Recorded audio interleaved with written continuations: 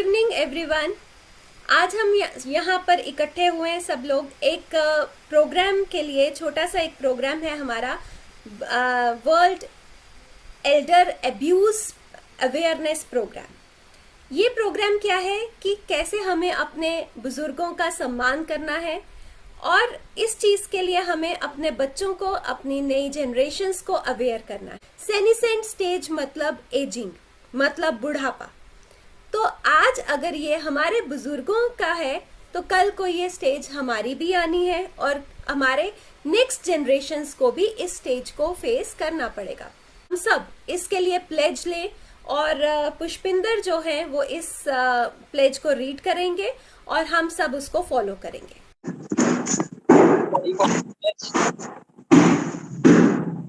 प्रतिज्ञा करते हैं सभी बुजुर्गों का प्रतिदिन सम्मान करेंगे। सभी बुजुर्गों का सम्मान करेंगे। मन, वचन एवं कर्म से अपने बड़ों, माता पिता, दादा दादी एवं नानी नाना का के लिए प्रति कृतज्ञ रहेंगे। दादा दादी मन, वचन एवं कर्म से अपने बड़ों, माता पिता, दादा दादी, नाना नानी, अपने बड़ों, दादा दादी, नाना नानी के प्रति कृतज्ञ रहेंगे। कृतज्ञ रहेंगे। उन्होंने अपने कर्तव्यों का पालन किया है। ने अपने कर्तव्यों का पालन किया है। उन सभी के प्रति सदा अपने कर्तव्यों का निर्वाह करेंगे। कर्तव्यों का निर्वाह करेंगे। अपने परिवार एवं समुदाय के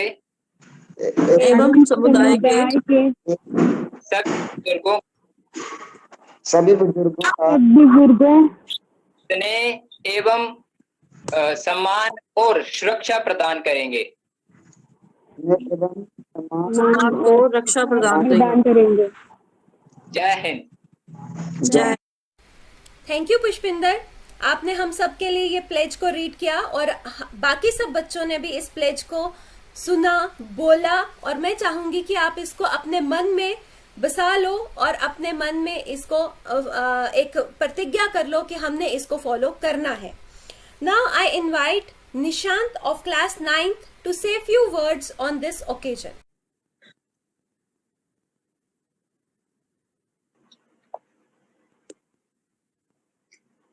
बेटा क्या अपना माइक ऑन करो निशांत। हाँ। It is very important for every individual to respect his/her elders. It is also important to note that elders were not born elders, they were kids like you and now grown up old. Few years hence you will also grow old. If today you will respect your elders, your present and future generations will carry those values and will learn to respect you as well when you will grown old. Elders have a lot to share with us, their life experts, good and bad, their first job, their first love, their mistakes, their discoveries, their success, and more much. They have lived up things you could have imagined. They have achieved everything without much comfort, such as cell phones and computers like you. They are amazing in turning intelligent and strong human beings who have experts various hardship life in the real sense. Unfortunately, nowadays, elders people in our society are not seen with much respect. They are unable to get the love, affection, and respect that truly deserve. It's high time that we should awaken our soul to feel the importance of our elders in our lives. It's really difficult for us to imagine life without elders. Reason reason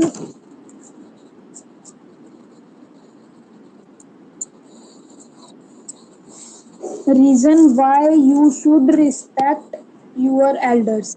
They love you unconditionally and your own everything in return of their love and kindness. They try to incur strong moral value in your to mistake is in your to make you a better human being. They are much more expensive than you in terms of age, education, wisdom, and matriculation. They deserve it because they have boy you are up facing many hardship in life.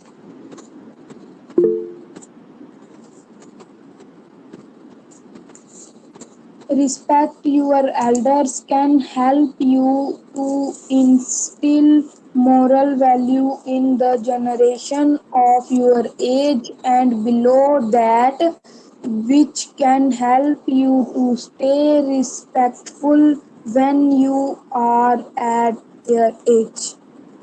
They are also human like you. Thank you. Thanks Nishant, आपने बहुत अच्छा बोला। आपने जो ये बोला कि कैसे हमें बुजुर्गों के इस स्टेज को हमें इजी बनाना है और कैसे हमें उनका साथ देना है, कैसे हमें उनकी लाठी बनना है, क्योंकि उनको इस समय सिवाय सेवा, सम्मान, समय और प्रेम के और कुछ नहीं चाहिए। इस टाइम उन्हें पैसा नहीं चाहिए, इस समय उन्हें समय चाहिए, सेवा चाहिए, सम्मान चाहिए। Now I invite Lakshya of class 9 to say few words on this.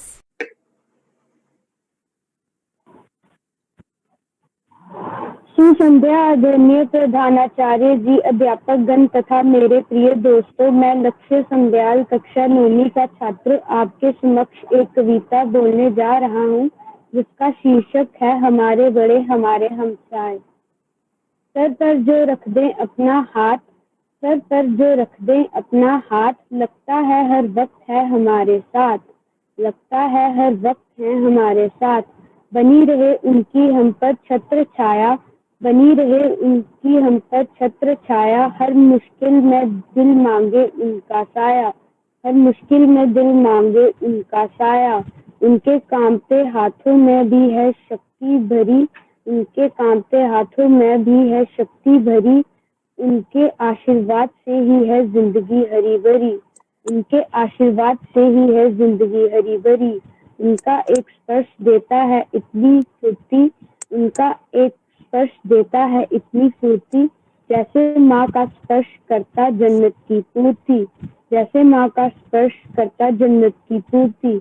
जिस घर में है बड़ों का सम्मान, जिस घर में है बड़ों का सम्मान, घर के रथ की है उनके हाथों में कमान, घर के रथ की है उनके हाथों में कमान। फिर कैसे अधूरे रहेंगे वहाँ किसी के अरमान, फिर कैसे अधूरे रहेंगे वहाँ किसी के अरमान। काश आज के बच्चे खुशी का राज समझ पाते, काश आज के बच्चे खुशी का राज समझ पाते, तो क्यों अंधेरे में अपने वो कदम बढ़ाते, तो क्यों अंधेरे में अपने वो कदम बढ़ाते। उनको तो बस नहीं पसंद टोका टाकी, उनको तो बस नहीं पसंद टोका टाकी, चाहे जिंदगी रहे मुट्ठी में बंद पानी जितनी बाकी, चाहे रहे जिंदगी मुट्ठी में बंद पानी जितनी बाकी। ये युवा पीढ़ी तो माने इसे ही अपनी आजादी, यही युवा पीढ़ी तो माने इसे ही अपनी आजादी, नहीं जानते बिना बड़ों के साए के है उनकी बर्बादी, नहीं जानते बिना बड़ों के साए के है उनकी बर्बादी। पर हमने भी खाई है कसम आखिरी सांस तक, पर हमने भी है खाई कसम आखिरी सांस तक, बड़ों को दिलाएंगे सम्मान हमारे अरमान तक। धन्यवाद। Very good, very good. Thanks लक्ष्य, आपने बहुत अच्छा बोला। लक्ष्य के अकॉर्डिंग बुजुर्ग होते हैं तो छाया रहती है, उनके जाने से जैसे छत चली जाती है। तो परिवार वही आगे चलते हैं जिनमें बुजुर्गों का साया, जिनमें बुजुर्गों का हाथ, हमारे आशीर्वाद हमारे सर पर रहे। ना जाने कितने मकान जमींदोज हुए, ना जाने कितने मकान जमींदोज हुए, भूल कर अहमियत बूढ़े नींव की। जिन मकानों में, जिन परिवारों में बड़ों की अहमियत नहीं होती, उनकी नींव जल्दी ही गिर जाती है।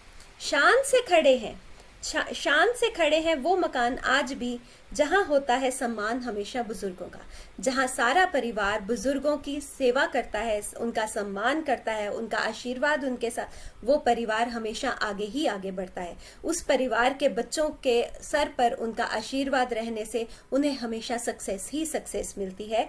Now I invite Sahil of class 11 to say few words. Good evening teachers and my dear friends. मेरा नाम साहिल कुमार है और मैं 11वीं कक्षा का विद्यार्थी हूँ। जैसा कि आप सभी जानते हैं कि 15 जून को हम world elder abuse prevention awareness day मनाते हैं। तो मैं आज आपके समक्ष उसके प्रति कुछ पंक्तियां आपके सामने रखना चाहता हूं। मुझे आशा है कि आप उसे ध्यानपूर्वक सुनेंगे भी और उस पर अमल भी करेंगे। जीवन में बड़ों का आदर करना सबसे महत्वपूर्ण होता है। बड़ों का आदर जब हम करते हैं तब वास्तव में हम उनका आशीर्वाद पाते हैं और जीवन में आ रही बड़ी से बड़ी समस्याओं का हम हल करते हैं। बड़ों का आदर आशीर्वाद जीवन में कई परिस्थितियों में हमारे काम आते हैं। बड़ों का आशीर्वाद हर किसी को लेना चाहिए। जब भी हम किसी महत्वपूर्ण कार्य के लिए जा रहे हो तब तो बड़ों का आशीर्वाद लेना बहुत ही जरूरी होता है। जब भी हम किसी अधिक उम्र के व्यक्ति से मिले तो उनका सम्मान करना हमारा कर्तव्य होता है। हमें चाहिए कि हम अपने माता पिता, दादा दादी, बड़े भाई बहनों का आदर करें और उनका सम्मान करें, उनका आशीर्वाद भी जरूर लें और उनकी बातों को अनदेखा ना करें। गुरुजनों के द्वारा बताई हुई मार्ग पर वास्तव में यदि हम ये करते हैं तो हम जीवन में काफी आगे बढ़ सकते हैं। जीवन में हमें आगे बढ़ने के लिए हमें बड़ों का आदर करना चाहिए। जब हम बड़ों का आदर करते हैं, आदर सत्कार करते हैं, तभी हम जीवन को सही ढंग से जी पाते हैं। यदि किसी व्यक्ति में बहुत सारा ज्ञान हो लेकिन यदि उसमें बड़ों का आदर करने की सीख नहीं होती है, जानी वह बड़ों का आदर नहीं करता है, तो सारा ज्ञान व्यर्थ है। क्योंकि बड़ों का आदर करना सबसे जरूरी है। जीवन में कई इंसान अपने व्यवहार से पहचाना जाता है कोई इंसान अपने व्यवहार से पहचाना जाता है, व्यवहार की वजह से ही उसका सम्मान किया जाता है। यदि आप अपने बड़े बुजुर्गों का अपने से बड़े का सम्मान जहाँ हो चाहिए करेंगे, यदि आप अपने से बड़े बुजुर्गों का सम्मान करेंगे तो जाहिर सी बात है कि दूसरों के प्रति आपका भी सम्मान दूसरे भी आपका सम्मान करेंगे।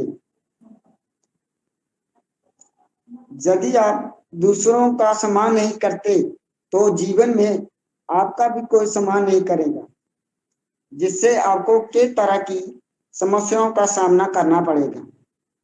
बड़ों का आदर करने में हमें अपने बचपन से सिखाया है। यदि आप दूसरों का सम्मान नहीं करते तो जीवन में कोई भी सम्मान नहीं करेगा, जिससे आपको कई तरह को समस्याओं का सामना करना पड़ेगा। बड़ों का आदर करना हमें अपने बचपन से ही सिखाया जाता है और जो इन बातों के अनुसार करता है वह जीवन में हर जगह प्रशंसा के योग्य बनता है। यदि आप परिवार में या फिर किसी ऑफिस में के कर्मचारी, आसपास सभी लोग आपके साथ वैसा ही व्यवहार करने लगते हैं जैसे आप उसके साथ करते हैं, इसलिए हमेशा बड़ों का सम्मान करना चाहिए। आज से कुछ समय पहले लोग बड़ों के आने पर उनके चरण स्पर्श करते थे। आजकल जमाने में भी हमें ऐसा करना चाहिए, लेकिन यदि संभव ना हो सके या आप ऐसा ना कर पाए तो कम से कम उनका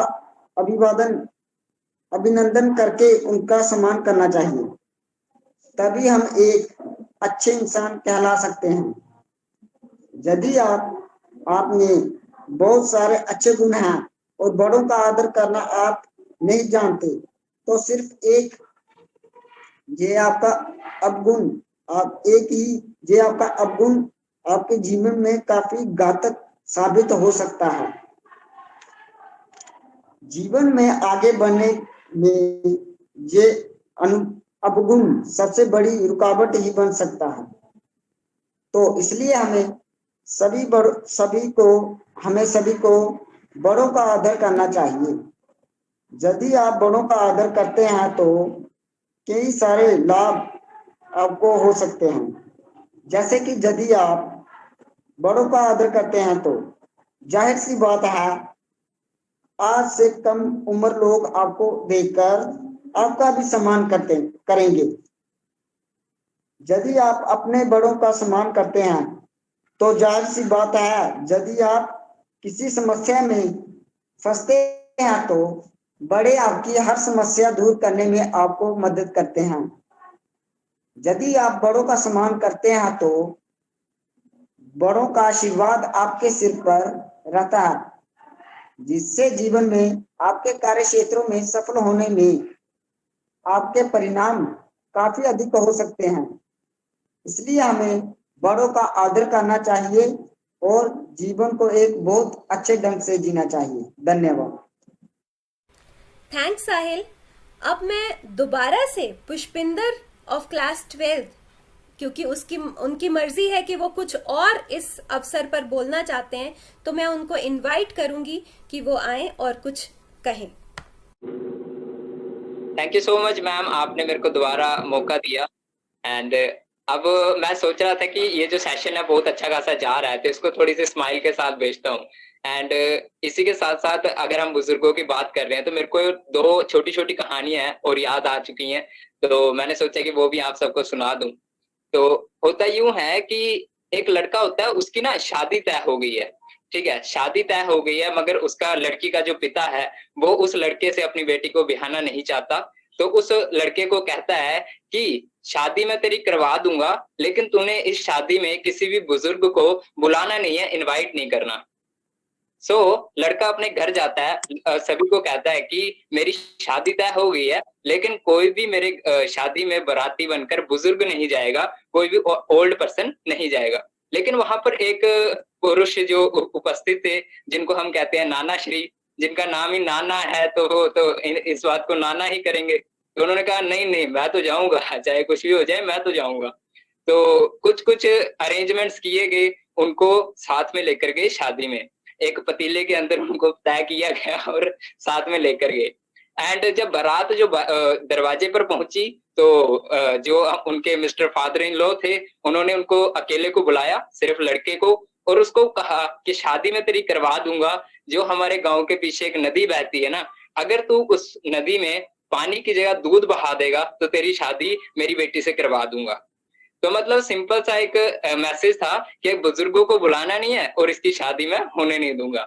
सो यस, तो अब लड़का बाहर आया, मुंह उसका लटका हुआ, तो उसने सारी सिचुएशन बताई कि ससुर जी ने इस तरीके का एक शर्त रखी है, पीछे नदी बह रही है, उसमें इतना पानी है, कहाँ से दूध लेकर आए, कैसे दूध बहा दे वहां से। तो नाना जी झटपट बाहर निकले। नाना जी ने ऑप्शन उनको मतलब कि एक आंसर दिया कि यार सिंपल सी बात है, तू ऐसे मुंह लटका के आ गया बाहर। उनको कहना था कि दूध तो मैं बहा दूंगा, जो उसमें पानी बह रहा है उसको हटा लो। तो इसी से मतलब कि हमें पता चल जाता है कि जो हमारे बुजुर्ग है ना, उन सबको बहुत ज्यादा नॉलेज होती है, बहुत ज्यादा एक्सपीरियंस होता है। तो हमें उनका सम्मान तो करना ही करना है, लेकिन उनसे बैठकर अकेले। यस, और एक और स्टोरी मेरे को याद आ गई है, तो मैं वो भी सुना दूं? ठीक है, बिल्कुल मैम। कुछ एक बुजुर्ग बेचारा ट्रेन में सफर कर रहा था बहुत टाइम के बाद, तो 6-7 लड़के वहां पर उसी की सीट के आसपास आ गए, जिनका नाम ही लड़के हैं, वो तो कुछ ना कुछ लड़ने का काम तो करेंगे करेंगे। तो उन्होंने सोचा कि अब कुछ पंगा तो करना है यार, ट्रेन में ऐसे मजा नहीं आएगा। तो सभी ने एक प्लान बनाया कि चेन खींच देते हैं, चेन खींचेंगे तो थोड़ा सा क्या होगा मतलब कि मजा आएगा, सभी परेशान होंगे, उनको मजा आएगा। तो उनमें से एक ने बताया कि अगर चेन खींची तो फाइन देना पड़ेगा, और फाइन के लिए करना पड़ेगा कुछ ना कुछ। तो सबने सोचा कि कितना ही फाइन होगा, 500-500 सभी जमा करते हैं। 6 बंदों ने 500-500 जमा किए और 3000 रुपए एक बंदे ने अपनी जेब में डाल दिए। वहां बूढ़ा बैठा हुआ था और सब कुछ देख रहा था, उनकी बातें सुन रहा था। तो एक लड़के ने कहा यार हम फाइन भी क्यों दें, हम क्यों ना चेन खींच के सारा इल्जाम इस बूढ़े के ऊपर लगा दें, कौन इसकी बात सुनेगा, हम 6 बंदे हैं, हमारे लोग सारे बात सुनेंगे। तो उन्होंने चेन खींच दी। टीटी आया भागता हुआ, किसने चेन खींची? तो उन 6 के 6 लड़कों ने बोला कि सर इस बंदे ने चेन खींच दी। तो बूढ़े जी बेचारे ऐसे बिल्कुल मासूम से बनकर हाथ जोड़ के कहते, साहब मैं चेन नहीं खींचता तो क्या करता, इन लड़कों ने मेरे 3000 रुपए छीन लिए और अपनी जेब में डाल लिए, तो अगर मैं चेन नहीं खींचता तो क्या करता। थैंक्स पुष्पिंदर, आपने जो हमें ये हास्यप्रद कहानियां सुनाई, इससे हमारा मनोरंजन भी हुआ और एक हमें सीख भी मिली, सब बच्चों को ये सीख भी मिली। और इसी के साथ मैं ये इस प्रोग्राम का अंत करूंगी, और यहाँ आए सभी मेरे साथियों, जो मेरे कोलीग्स हैं, अनीत मैम, सीमा मैम, निर्मल मैम, मंजू मैम, सबका मैं धन्यवाद कहूंगी कि वो आए, इस प्रोग्राम को संपन्न करने में मेरी मदद करी। और साथ में सबसे बड़ी बात, इन बच्चों का धन्यवाद करूंगी जिन बच्चों ने इतना अच्छा बोलकर हमारे इस प्रोग्राम को सफल प्रोग्राम बनाया।